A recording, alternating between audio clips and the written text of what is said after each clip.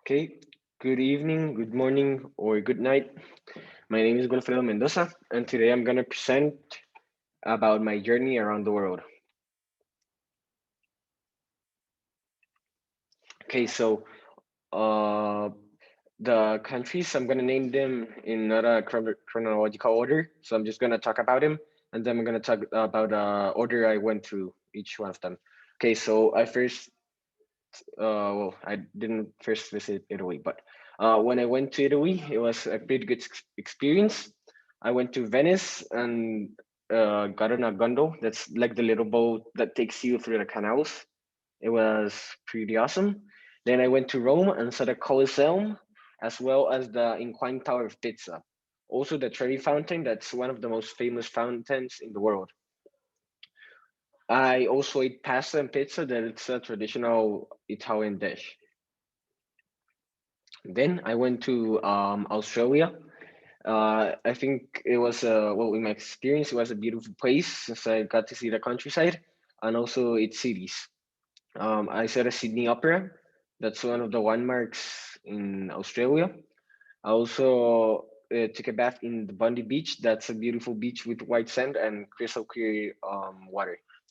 I went scuba diving on the Great Reef. That's at the east of Australia, and it was pretty awesome. I got to see a lot of wildlife, like marine wildlife.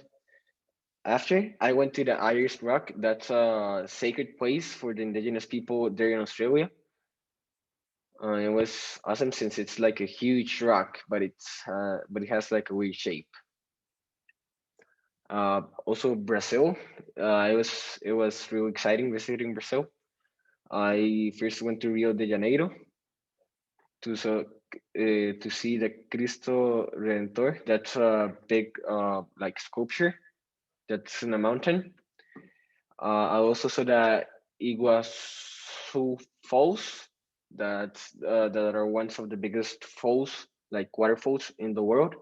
And I also got to see like a lot of wildlife in general. I got to see birds and capybaras. That's a pretty special animal there in Brazil. And I visited Mexico. Uh, Definitely, I was the most attracted to this since it has like a lot of historical background, including the Mayas.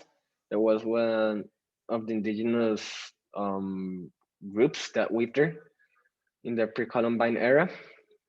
The most important place for them was Chichen Itza. That was like a sacred place for them where they did rituals and such. That's ubicated in the Yucatan Peninsula. I also visited Xcaret. That's a beautiful city there. Was one of the main trading centers for the Mayans. Also, I went to Isla Las Mujeres. That it's a bright blue water, white sand beach. That is totally awesome, and I would definitely like to visit it again. I faced various challenges. Uh, like probably the biggest one was the language barrier in some countries. I can speak English and Spanish, so it was not that big, but it can be a problem. Also, delays in the flights because they arrived late, or the harsh conditions could also make it difficult. So the route I took, it was like it wasn't the best since I didn't plan it, since I didn't do a lot of planning. So I then like went to Brazil first. Then my flight got delayed to Mexico, but I eventually got there, so no problem. Then I went to Italy, and since there are no like straight flights to Australia, like from Mexico to Australia. Uh, Definitely the most exhausting like flight was from Italy to Australia, since it was the longest. Okay, I really liked some things, like most of it. I really liked visiting like all of the famous attractions that are historical landmarks around the world. Uh, I also like because I have always like traveling. But something I disliked or that I didn't feel comfortable with the first days was being away from my family.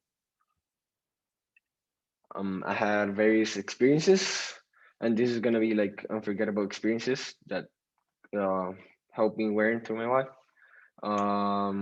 It's definitely like getting stuck in the desert. It wasn't the nicest, but it teaches me like to always have like a backup plan, and also having to sleep in the airport due to flight delays. So yeah, like even though I really like traveling, these are some setbacks.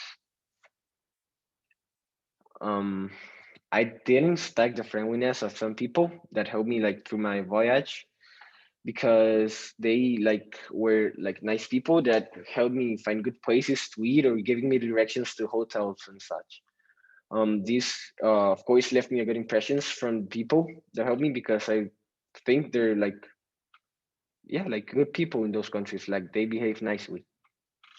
But I did expect something that was a tiredness to settle in, like from traveling and having jet lag, like not being able to accommodate to the sleeping like schedules. So that's one thing I expected. I learned that planning and accommodating schedules it's important because you can save yourself from headaches, from a lot of setbacks and troubles. This definitely causes a lot of inconveniences being too naive to not plan. I would definitely travel more organized with more planning, and I would, of course, travel to more places. Like I would do it again, but to travel to like to more places to see more cultures and experiences that other countries can give me. So here is the postal card I sent to my fathers when I was in Australia. Here you can see it's a kangaroo and the map of Australia. Here it's the one I sent to my family when I was in Rome. Here's the Colosseum, as you can see. This one is the one I sent them when I was in Brazil. It has the Cristo Redentor there. And the last one was when I was in Mexico. Yeah, it was a pretty awesome experience, and I would recommend anyone to do it since you learn a lot of things and get to visit a lot of historical places and beautiful places. Thanks.